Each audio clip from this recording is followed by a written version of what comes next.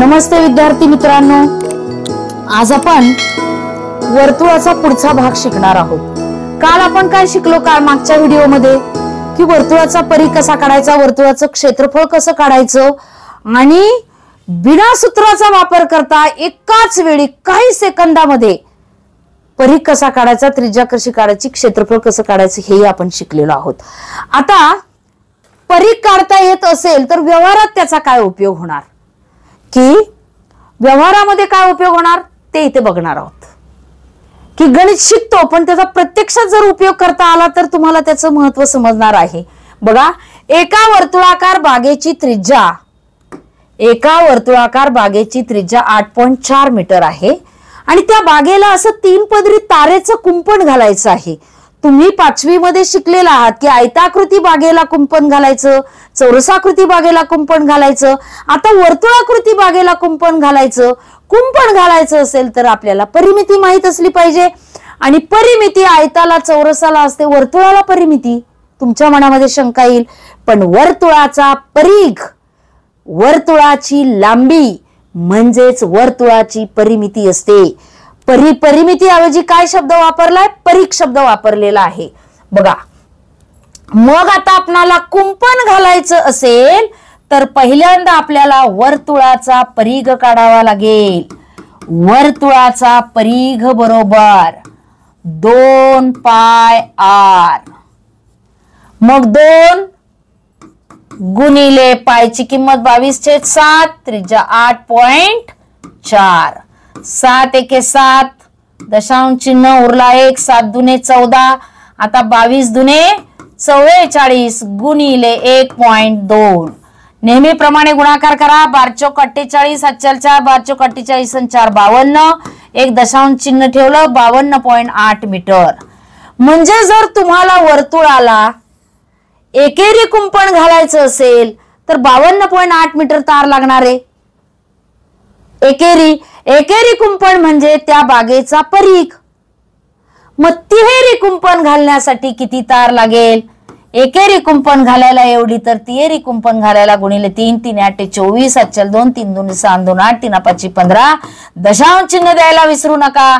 158.4 metre एवढी तार लागणार आहे। आता जर तुम्हाला कुंपण घालायला लागलं, तार मिळाली, पुन्हा प्रश्न विचारला जाईल की एवढं कुंपण घालण्यासाठी, अर्धवट उदाहरण लिहिले, तारेचे कुंपण घालण्यासाठी किती खर्च येईल, पण इथं लिहिलंच नाही। जर 60 रुपये प्रति मीटर दराने असं जर असेल, 60 रुपये प्रति मीटर दराने, काय येतं? 60 रुपये प्रति मीटर दराने। मग आता बघा, तार निघाली, एका मीटर तारेला खर्च किती आहे? 1 मीटर तारेला खर्च 60 रुपये, तर 158.4 मीटर तारेला खर्च किती? आणि आपलं नेहमीप्रमाणे त्रैराशिक पद्धतीनं उदाहरण सोडवायचं आणि मग कसं सुटतं बघा। 158.4 गुणिले 60 यांचा काय करायचा? गुणाकार। 0 जागच्या जागी ठेवायला द्यायचा। 6 चौक 24, 7 4 2, 6 8 48 2 50, 7 4 5, 6 5 30 आणि 5 35, 7 4 3, 6 1 6 3 9, दशांश चिन्ह एक घर सोडून 9,504 रुपये खर्च येईल। काय काय केलं बघा आपण? जर बागेला कुंपण घालण्यासाठी खर्च किती येईल असा प्रश्न विचारला तर पहिल्यांदा आपल्याला वर्तुळाचा परिघ काढावा लागेल। परिघ म्हणजे एकेरी कुंपण येईल, मग तिहेरी चौपदरी असं कुंपण काढायचं त्याला गुणिले करून, आणि मग 1 मीटर तारेला एवढा खर्च, तर एवढ्या मीटर तारेला किती खर्च, अशा पद्धतीने हे उदाहरण सोडवायचं आहे। समजलं नसेल तर व्हिडिओ पुन्हा पाहायचा आहे। आता याच्यावर आधारित अजून काही उदाहरण आहेत ती आपण लगेचच पाहणार आहोत, व्हिडिओ शेवटपर्यंत पाहायचा आहे। आपण दुसरं उदाहरण आता इथे पाहणार आहोत। एका गाडीच्या चाकाची त्रिज्या 2.8 मीटर असेल तर त्या चाकाने 12 फेऱ्या मारल्यास तर किती अंतर चालून होईल? आता बघा, तुमच्या डोळ्यासमोर एखाद्या गाडीचं, बैलगाडीचं चाक आलं आणि त्या चाकाची त्रिज्या दिलेली आहे 2.8 मीटर. आता त्रिज्या दिली 2.8 मीटर म्हणजे व्यास काय झाला, त्याच्या दुप्पट होईल. परंतु आता आपल्याला व्यासाची इथं आवश्यकता लागणार नाही. आपल्याला त्या चाकाने किती फेऱ्या मारल्यावर, एक फेरी चाकाची म्हणजे काय, त्या वर्तुळाचा परिघ असतो. चाकाची एक फेरी म्हणजे काय असतो, चाकाची एक फेरी म्हणजे वर्तुळाचा परिघ असतो, वर्तुळाचा परिघ. मग आता आपल्याला इथे चाकाच्या फेऱ्या काढायच्या असतील तर आपल्याला वर्तुळाचा काय काढावा लागेल, परिघ काढावा लागेल. परिघाचं सूत्र काय आहे, परिघ बरोबर 2 गुणिले पाय गुणिले आर. 2 पाय म्हणजे 22/7, त्रिज्या दिलेली आहे 2.8. मग आता इथे 7 ने 2 भाग जात नाही, 0 आणि 7 चोक 28 आणि 22 दुनी 44. 44 गुणिले 0.4 नेहमीप्रमाणे गुणाकार करायचा. 4 चोक 16, 4 चोक 16 ने 1 17 आणि 1 दशांश चिन्ह. म्हणजे चाकाने एक फेरी मारली मुलांनो की 17.6 मीटर अंतर चालून होतं आणि 12 फेऱ्या मारल्यावर किती होईल, 17.6 गुणिले 12, 12 72, 8 7, 12 7 84, 7 91, 8 9, 12 12 9 21. एक घर सोडून दशांश चिन्ह सोडून ठेवायचं. 211.2 मीटर अंतर चालून होईल किंवा तेवढं अंतर ती गाडी कापणार आहे. आता उदाहरणामध्ये इथं थोडीशी मी अंतर चालून होईल नाही, किती अंतर पार होईल असं पाहिजे. तर मग किती, 211.2 मीटर. म्हणजे तुम्हाला लक्षात घ्या, गाडीच्या चाकाने किती फेऱ्या मारल्यावर अंतर पार करेल किंवा अंतर पार दिलं तर त्या चाकाची त्रिज्या किती, या सगळे उलटसुलट प्रश्न आहेत, ते सगळे परिघावर अवलंबून आहेत. त्यामुळे वर्तुळाचा परिघ काढायला शिकायचं आहे आणि त्यासाठी 2 पाय आर हे सूत्र लक्षात ठेवायचं आहे.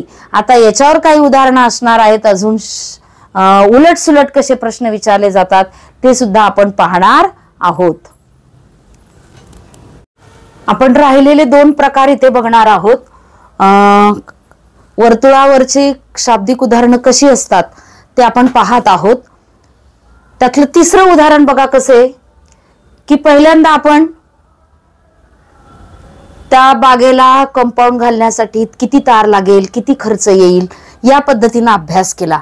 आता इथे काय दिले बघा, एका वर्तुळाकृती बागेला 5 पदरी तारेचे कुंपण घालण्यासाठी 40 रुपये मीटर दराने 8,800 रुपये खर्च आला तर त्या बागेची त्रिज्या किती.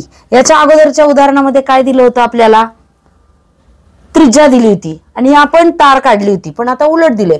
मग तुम्हाला मी काल सांगितले की वर्तुळाला जर एकेरी कुंपण घातलं, जेवढी तार लागते तेवढा तो त्या वर्तुळाचा परिघ असतो. मग आता 5 पदराला 40 रुपये मीटर दराने 8,800 रुपये खर्च आला. मग आता आपल्याला उलट जायचं, उलट 1 मीटर तारेला 40 रुपये खर्च, तर 8,800 रुपयात किती खर्च होईल.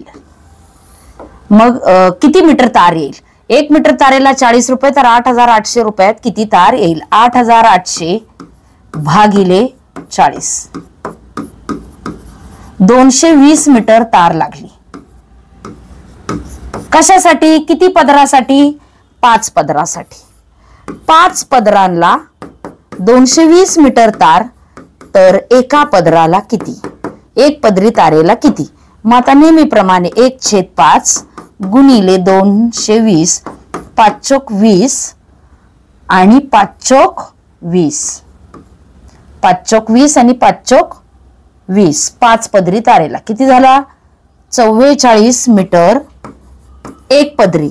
1 पदरी म्हणजे काय, परिघ. परिघ आला 44 मीटर. परिघ काय आला, 44 मीटर. आता त्यांनी विचारली बागेची त्रिज्या. मग ज्याची माहिती असते, परिघ माहित झाला की परिघाचं सूत्र वापरायचं. परिघाचं सूत्र काय आपलं, परिघ बरोबर 2 पाय आर, 2 गुणिले 22/7 गुणिले आर आपल्याला माहिती नाही, परीघ दिलेला आहे 44. आता ह्या किमती आहेत, हे गुणिले आहेत, इकडे गेल्यावर भागिले होतील. 44 भागिले 2 आणि हे उलटून गुणिले होतात 7/22. 22 दुने 44, 2 ला 2 गेला म्हणजे त्या वर्तुळाकार बागेची त्रिज्या आली 7 मीटर.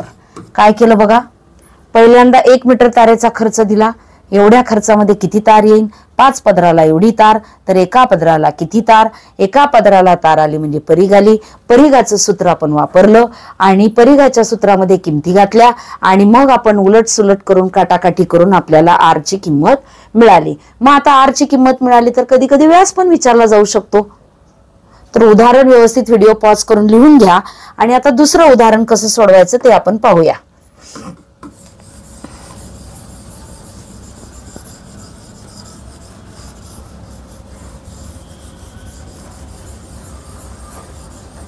दुसरं उदाहरण बघूया आपण की एका गाडीच्या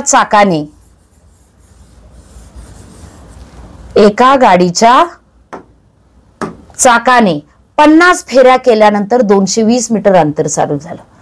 50 फेऱ्यांमध्ये 220 मीटर अंतर चालू होतं आणि एक फेरी म्हणजे किती अंतर? एक फेरी निघाली की आपल्याला त्या गाडीच्या चाकाचा परीघ मिळणार आहे आणि परीघाच्या सूत्रात किमती घातल्या की त्रिज्या मिळणार आहे. मग आता 50 फेऱ्यांमध्ये 220 तर एका फेरीमध्ये किती? मग 1/50 गुणिले 220. आता 50 ने जर इथं भागलं, शून्याला शून्य गेला, 5×4 = 2 उरले, पुन्हा शून्य घेतला, 5×4 4.4 मीटर हा काय झाला? एक फेरीचं अंतर झालं. म्हणजेच हा काय झाला? परीघ. हा काय झाला? परीघ. मग आता परीघाचं सूत्र वापरायचं. परीघ बरोबर आपण इकडे सोडूया. परीघ बरोबर 2 पाय आर. पायची किंमत काय सांगितली आपण? 2 गुणिले 22/7. आर आपल्याला माहित नाही आणि परीघ आलेला आहे 4.4 मीटर. आता मगाच्या सारखंच सोडवायचं. हे गुणिले तिकडे गेल्यावर भागिले होतील. 4.4 भागिले 2 आणि हे उलटे होतात. सॉरी,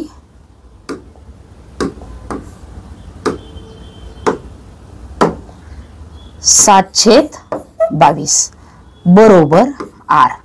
आता इथे आपण भागलं तर 2 4 आणि 2 4 आणि 22 ने इथं भागलं तर 22 ला 2 भाग जातो शून्याचा आणि मग पुन्हा 22 × 22 आणि मग 0.1 गुणिले 7 राहिले. आर बरोबर आला 7 × 7 0.7 मीटर. ही झाली त्याची त्रिज्या. 0.7 मीटर काय झाली? त्रिज्या. आणि मग व्यास जर विचारला तर काय होईल? त्रिज्येच्या दुप्पट व्यास असतो. त्रिज्येचा व्यास म्हणजेच डायमीटर 2r आणि मग याच्यामध्ये 2 गुणिले 0.7 केलं की तुमचं उत्तर येणार 1.4 मीटर. इथं सुद्धा आपण उलट गेलो.